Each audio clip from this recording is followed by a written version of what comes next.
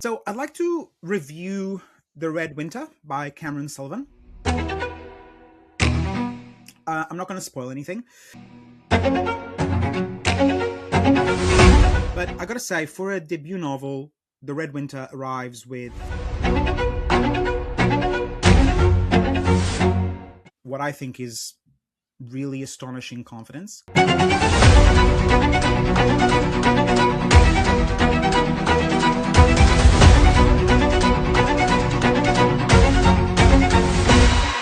Strides in fully formed, already demonstrating a lyrical command of prose that many writers really spent their entire careers chasing.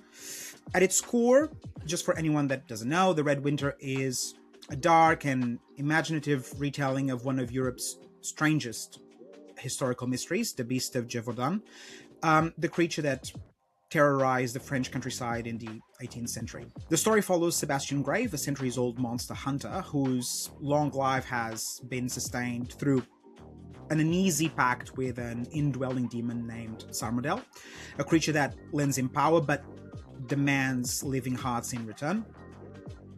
When word reaches Sebastian in 1785 that the beast has returned, he is drawn back to Gévaudan by Antoine Avenel d'Orsay, an estranged lover with whom he shares a tangled past, to say the least, and dangerous secrets tied to the creature itself. What begins as a hunt quickly unfolds into something much larger. The France Sebastian returns to is a country fraying at the edges, with revolution looming on the horizon, the church watching closely for signs of heresy, and the past refusing really to stay buried. And Sullivan blends folklore, history, and supernatural intrigue to create a world where the monstrous and the political bleed into each other really, really well, and where the true question isn't just how to kill the beast, but whether anyone involved can escape the consequences of what they've already become. From the opening pages, it becomes really clear that Sullivan possesses something that is really rare. I think he has this instinctive feel for language. His prose is really atmospheric without being overindulgent. It's lyrical without becoming opaque. And every paragraph carries the sense that he understands just how to describe a world, but also how to evoke one in your mind. Place, time, character, all of these things are captured with a precision that makes the entire novel feel tactile and alive. What impressed me most, however, is how naturally cinematic the narrative feels. The pacing is carefully constructed, carefully controlled, and Sullivan shifts in perspective and creates these gentle drifts through the timeline that never disrupt the momentum. And that's really difficult to do. Instead, they enhance it. The scenes unfold with the clarity and rhythm of a well-directed movie, the kind where, you know, the camera knows exactly where to linger and exactly where to cut away. And the result of that is that the story moves with remarkable fluency without sacrificing character work or world building. The narrative is propelled forward with an almost visual immediacy. So reading the novel often feels like less of, consuming a book and more like watching a beautifully shot adaptation already unfolding in your mind, So it's easy to imagine like the script already sitting finished on a producer's desk, ready to shoot by morning. Yet, what truly elevates the novel, more than anything, is Sullivan's trust in the reader. Okay, too many modern fantasy novels over-explain their worlds, layering exposition upon exposition, until the sense of mystery completely collapses under its own weight. And Sullivan takes the complete opposite approach. He allows the story to breathe.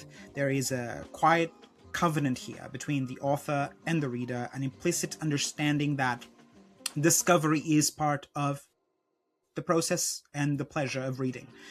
Details are revealed really naturally, themes emerge through character action rather than authorial lecture, and the world feels vast precisely because it's not exhaustively catalogued. The restraint gives the narrative room to resonate. And when the emotional beats land, they land with force, precisely because of that. Sullivan weaves poignancy, humor, and genuine feeling through the story with impressive finesse. The characters never feel like vehicles or for plot mechanics. They feel like real people navigating the difficult terrain of loyalty, loss, survival, and the humor appears exactly where it should.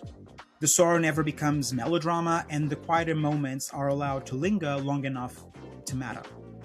At its core, however, the novel remains focused on its characters. Flawed, haunted individuals navigating the cost of power and loyalty and survival in a world where the line between human and monster grows increasingly more difficult to define. It's a novel that understands one of the most difficult principles of storytelling. Sometimes less is more. And by remaining faithful to his characters and resisting the urge to over-engineer the narrative, Sullivan allows their journeys to unfold organically, and the authenticity gives the story its emotional resonance. I would also be remiss not to mention the audiobook, which is exceptional.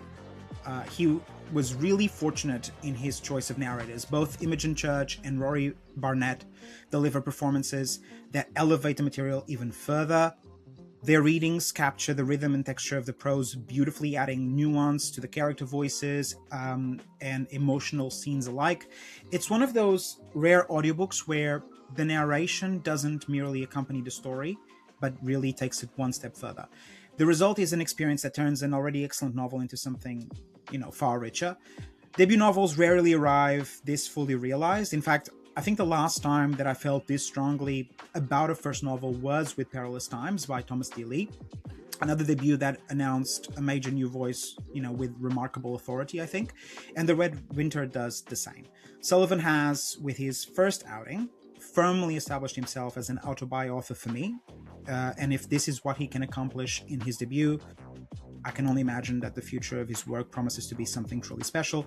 So it's a stunning introduction overall to a writer who clearly understands both the craft and the soul of storytelling.